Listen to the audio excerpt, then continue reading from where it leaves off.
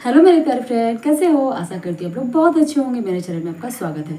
सबसे पहले तो आप लोगों को स्वतंत्रता दिवस की ढेर सारी हार्दिक शुभकामनाएं। आप लोग और मैं ये चीज़ कहना, मैं एक क्वेश्चन आपका बार बार सवाल एक आ रहा था कि मैम TRE 4.0 में एक सीट अपना कैसे किया जाए, और एक क्वेश्चन ये आ रहा था कि मैम आपका रूटीन क्या था, आप कैसे पढ़ती थी, मतलब कैसे पढ़े कि हमारा एक सीट हो जाए। तो आज यही टॉपिक पे हम लोग बात करेंगे, आखिर आपकी स्ट्रेटजी क्या होनी चाहिए, मतलब आपका रूटीन क्या होना चाहिए। और दोस्तों भी मैं स्कूल से आई हूँ और सोची कि पहले आप लोगों के लिए वीडियो मतलब आप लोगों का सवालों का जवाब मैं दे दूँ। तो दोस्तों मैं एक चीज़ आपसे कहना चाहूँगी कि पढ़ने के लिए सबसे पहले आपको एक स्ट्रेटजी होनी चाहिए। सबसे पहले जिस चीज़ की आप तैयारी कर रहे हैं, मान लीजिए आप टीचर TRE 4.0 की तैयारी कर रहे हैं, तो आपके पास एक सिलेबस होना चाहिए, आपको चीज़ें समझ में आना चाहिए। दूसरी बात यह है कि आपके पास प्रीवियस ईयर क्वेश्चन होना चाहिए, यानी TRE 1, 2, 3 में कैसे सवाल पूछे गए हैं ये आपके टेबल पे होना चाहिए। फोटो कॉपी आप निकलवा के उसको रख लीजिए और उसको बार बार देखिए, इससे आपको बहुत ज़्यादा फायदा होगा। दूसरा बात हम रूटीन पे करते हैं। आपका रूटीन क्या होना चाहिए? आपका एक सीट इस बार पक्का हो जाए, 100% आपका एक सीट हो जाए। उसके लिए आपको सबसे पहले देखिए, आपका मेरा रूटीन क्या था आप फॉलो कर सकते हैं। या एक सवाल ये भी आ रहा था कि मैम रात को पढ़े या दिन में पढ़े, कब पढ़े। तो देखिए, चीज़ें जब आपको समझ में आती है तभी आप पढ़ें। दिन में समझ में आती है दिन में पढ़े, रात में समझ में आती है तो रात में पढ़े। जब भी आपको चीज़ें समझ में आती है तभी आप पढ़ें। मैं आपसे एक चीज़ यही कहना चाहती हूँ, जब भी आपको चीज़ें समझ में आती है तब आप पढ़ें। उसके बाद है कि एक सवाल है कि मैम कैसे पढ़ें, टाइम मैनेज कैसे करें, टाइम का मैनेजमेंट कैसे करें। तो मैं आपसे ये कहना चाहती हूँ कि सबसे पहले अगर आप सुबह में उठते हैं तो सबसे पहले सुबह उठने की आदत डालिए। सुबह 4-5 घंटा पढ़ना बहुत ज़रूरी होता है। हाँ, ये जो रूटीन मैं आपको बता रही हूँ, ये मैं बता रही हूँ जब आपका एग्ज़ाम का वैकेंसी आ जाएगा तब की रूटीन मैं बता रही हूँ। मैं इसके पहले कुछ और फॉलो करती थी। जब मेरे एग्ज़ाम की वैकेंसी जब मेरी आ गई थी तब मैं इस प्रकार से पढ़ाई करती थी। ये नहीं स्टार्टिंग से अगर इतना करूँगी तो करती तो और ज़्यादा कुछ बहुत अच्छा होता, लेकिन जब एग्ज़ाम का मैं फॉर्म डाली उसके बाद मैं इस तरह से पढ़ना स्टार्ट की थी, जो भी मैं अभी आपको बताने वाली हूँ। सबसे पहले तो मैं सुबह उठती थी कभी 4:30 या 5 बजे। 4:30 या 5 बजे उठने के बाद मैं 4:30 या 5 बजे उठने के बाद मैं और जो भी रूटीन मैं बनाती थी, कम से कम सप्ताह में मैं उसको 5 से, अगर सप्ताह में 7 दिन होता है तो मैं 5 से 6 दिन उसको ज़रूर फॉलो करने की कोशिश करती थी। 5 से 6 दिन उसको फॉलो करना ही तो कर रहा है। मान लीजिए एक दिन कुछ हो गया, ऐसा कुछ आ गया काम अचानक से, तो वो एक अलग बात है, लेकिन 5 से 6 दिन आपको ज़रूर फॉलो करना है। उसके बाद है दोस्तों कि सबसे पहले सुबह में उठना है। उठने के बाद आपको क्या करना है, सुबह में उठने के बाद आप अगर 5 बजे उठते हैं तो 5:30 बजे आप पढ़ने बैठ जाएँ। 5:30 से लेकर के आप 10 बजे तक, 5:30 से 10 बजे तक आपको पढ़ाई करना है। उसमें आपको जो भी चीज़ याद करने का याद करना है, साथ ही साथ एक सेट प्रैक्टिस करना है। आप 5:30 से 10 के बीच में आप जितना याद करना है, पहले 3 घंटा 4 घंटा याद करिए, 1 घंटा एक सेट प्रैक्टिस करिए। सेट प्रैक्टिस करके आप उस टाइम छोड़ सकते हैं। उसके बाद आप अच्छे से नहा खा के, मतलब 12 बजे, फिर 12 बजे के बाद आप उस सेट प्रैक्टिस जो आप किए हैं उसको एक बार अच्छे से देखिए, रिकॉल करिए कहाँ पे आप गलती किए नहीं किए।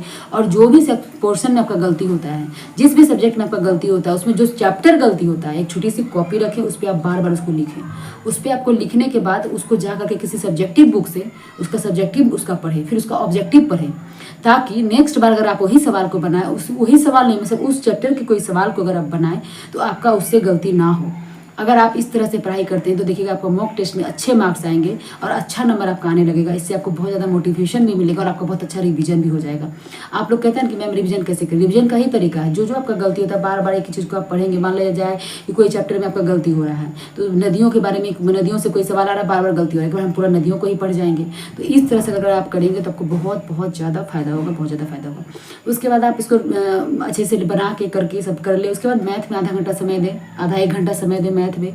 फिर उसके बाद आप अगर 1 to 5 की तैयारी करें तो मैथ में 2 घंटे का समय दें। 6 to 8, 9 की तैयारी करें, मैथ में आधा 1 घंटा बहुत ज़्यादा होगा, क्योंकि 8 ही नंबर का सवाल आता है। इस तरह से उसको दे। उसके बाद करंट अफेयर्स को आप सुबह में अगर मन है तो दे, नहीं तो दोपहर में आप दे सकते हैं 1 घंटा 2 घंटे, 1 घंटा ऑफलाइन करंट अफेयर्स पढ़े और 1 घंटा ऑनलाइन पढ़े।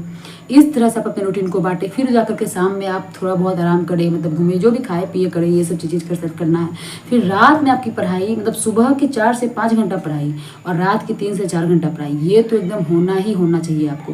अगर आप लाइब्रेरी जा रहे हैं बीच में तो जा सकते हैं, लेकिन सुबह और शाम में, सुबह की 4 से 5 घंटे की पढ़ाई और शाम में 3 से 4 घंटे की पढ़ाई, एग्जाम टाइम में इतना करना आपको बहुत ज़रूरी है। इस दौरान आप चीज़ों को रिवीजन कर सकते हैं, बहुत अच्छे से याद कर सकते हैं और चीज़ों को बार बार रिवीजन करिए। आप बोलते हैं मैम मुझे याद नहीं रहता, पढ़ते हैं और भूल जाते हैं। तो मैं यही कहना चाहूँगी, देखिए दोस्तों, ये सबका दिमाग वैसा ही होता है। हाँ, ये मानती हूँ किसी लोग को एक बार में पढ़ के याद होता है, किसी लोग को 4 बार पढ़ के याद होता है, लेकिन याद सबको होता है।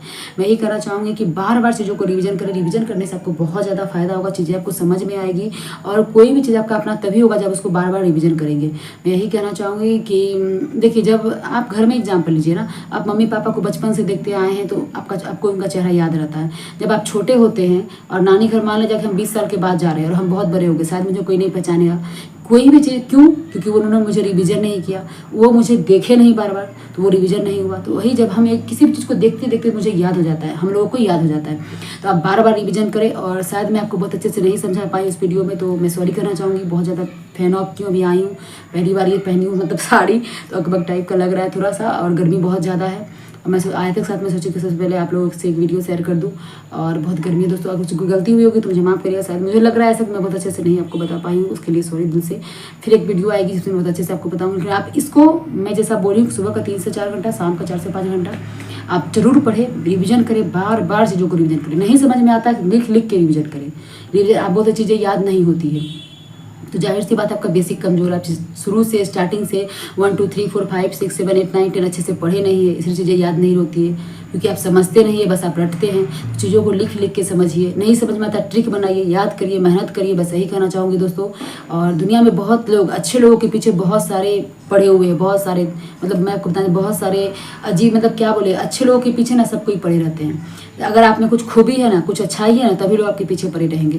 लेकिन सभी चीज़ों को दरकिनार करके आप अपना काम करते रहिए, अपना कर्म करते रहिए, बस भगवान के आपके साथ है, अल्लाह आपके साथ है, सब दुनिया पूरा आपके साथ है। मैं यही कहना चाहूँगी, मेहनत करते रहिए, जीवन में कुछ नहीं है, जिसको जो बोलना है बोल दीजिए, आप अपना काम करते रहिए। और मैं आपसे कुछ भी नहीं मांगती हूँ, सिर्फ मैं आपसे दया की सॉरी मुझे बहुत मेरा माफ़ कर दीजिए दोस्तों। मेरा दिमाग लग रहा है अभी थोड़ा सा सही नहीं, हौच-पौच हो रहा है। एक्चुअली मैं बात करते करते मैं कहीं और चली गई थी, मतलब भगवान जी के पास में चली गई थी, क्योंकि हमेशा भगवान से मैं कुछ प्रार्थना करती हूँ ना, तो इसी तरह से बोल देती हूँ, आदत सी हो गई है। मतलब सोते उठते बैठते मैं कुछ बातें मैं करती रहती हूँ, मतलब मन में। तो पता नहीं क्यों दोस्तों ऐसा हो रहा है मेरे साथ कुछ दिनों से। कुछ गलती हुई होगी तो मुझे माफ़ करिएगा दोस्तों, और दिमाग से कुछ निकल गया, उसके लिए मैं दिल से क्षमा चाहती हूँ। और बस यही कहूँगी, पढ़िए लिखिए, मेहनत करिए, जीवन में आगे बढ़ते, जीवन आगे बढ़ने का नाम है। लोग बस पढ़ने दीजिए, पीछे पढ़ने दीजिए, और चैनल में नहीं सब्सक्राइब कर दीजिए। वीडियो अच्छी लगी तो कमेंट करिएगा, कुछ गलती हुई हो तो उसे माफ़ करिएगा, और प्यारा सा कमेंट जरूर करिएगा। कुछ सवाल हो तो कमेंट करिएगा, मैं आपको जरूर कोशिश करूँगी जवाब देने का। और बस आज के लिए इतना ही, कुछ गलती होगी तो माफ़ करिएगा। वीडियो अच्छी लगी लाइक सब्सक्राइब कमेंट जरूर करिएगा। Bye, thank you.